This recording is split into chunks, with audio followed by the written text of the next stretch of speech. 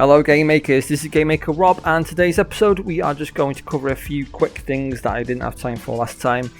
We are going to implement text for Poison and Sleep. We're actually going to have the quit menu button work.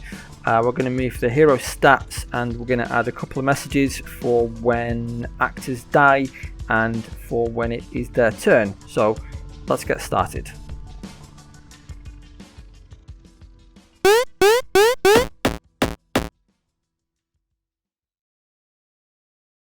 Okay, so first we are going to add some text for Poison and Sleep when we try to cast it outside of the battle. So we're going to go into Magic, SCR Poison. We're going to add this line and these curly braces just to contain this code for the battle. And then in this else block of code, we're going to have a simple with statement to change or to add this text to obj text, and it's going to work exactly like the other spells do. And then the same thing for sleep. We're going to wrap this text within this if statement, just checking that battle spawner exists and there's actually battle ongoing. If either of those conditions are false, then it's going to display this message instead. So now if we go into the OBJ player step event, we want to be in the menu region, and we need this line here. So we are within show menu region, and right above everything else we're just going to add this line. All it's going to do is when we cast a spell, we want to get rid of the text after we press another button. That's all this line is going to do. So we cast a spell, it says it healed or the spell fizzled or something like that. And then whenever we press the next button, we want to reset the text box.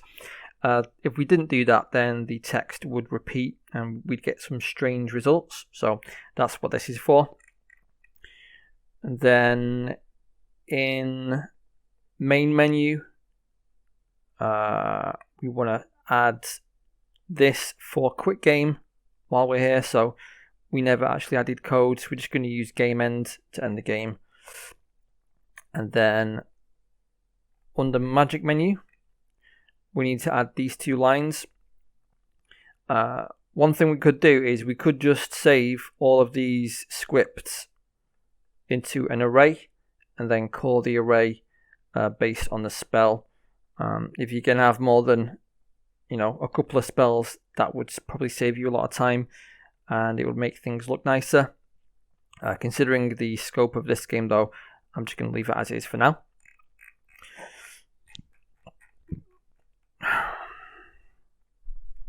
And that is everything for the player step event. So these two lines are going to cast Poison and Sleep outside battle. They're not going to work, so we're going to waste mana and we are going to get a message regarding the spell fizzling.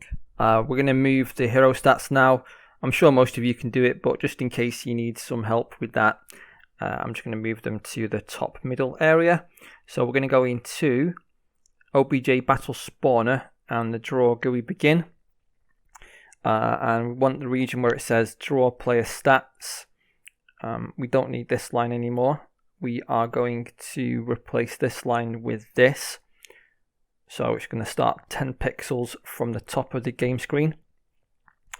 And we are going to use start X that's going to be the leftmost position of the hero stats. And then the rest of this code will just work as normal. So that's all you need to do really to move the stats where they should be. And the last thing we are going to do is we're going to add a message when the hero or monsters die, as well as messages for when it's going to be their turn. So if we head into the step event of OBJ Hero, and we're going to comment out this bit because it's not relevant now anyway. We no longer use these variables. All we're going to do is if the actor's hit point is less than or equal to 0 and not dead, then this is going to run once. I'm going to say the character has died. That's going to get added to the message. And with obj monster, inside the run death animation, we're going to add this line here. So just to say monster has died. And then if we also want a message to say whose turn it is, just so it's a bit more clearer. So in the step event of obj battle spawner, we want to be inside battle is in progress, set up next actor's turn, and then at the very bottom of this I've added this line here. So all we're doing is we're telling obj text to add a new line and to say it's the current actor's turn. So that's what it's going to do. So that's actually going to be it for this episode. A short one, and I did think this was going to be the last one as well, but I wanted to add some text for when the heroes level up, and I have implemented it, but getting rid of the text, I'm trying to find a good way to do it. I don't want to add a load of new variables, you know, and change different things. I want to find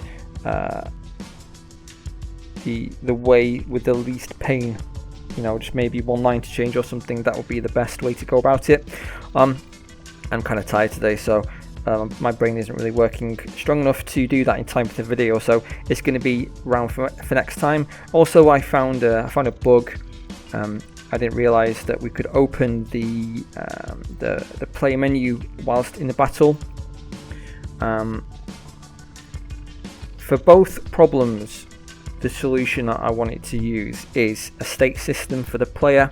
So at the moment we're using disabled to allow him to move, that kind of thing, and everything else as well. But having a state system would solve a lot of problems and would actually make it easier for you to add new things in itself. So I think I might just do that for next time, and then the whole starter kit will be in a decent position to be taken forward, and it won't be in as bad a shape as it was before.